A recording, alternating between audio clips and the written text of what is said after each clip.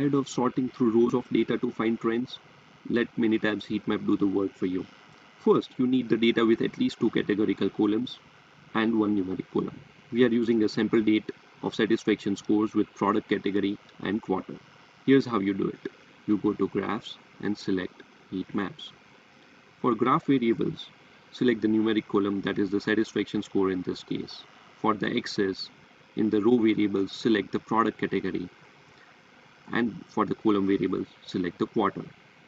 Press on OK, and you can easily see that clothing and electronics have a higher satisfaction score, while home goods have a lower satisfaction score, which could use some attention.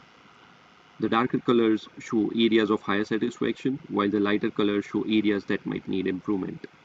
The insights are right there. Visualize your data, find insights, and make better decisions. Want to know more about Minitab? Let's connect.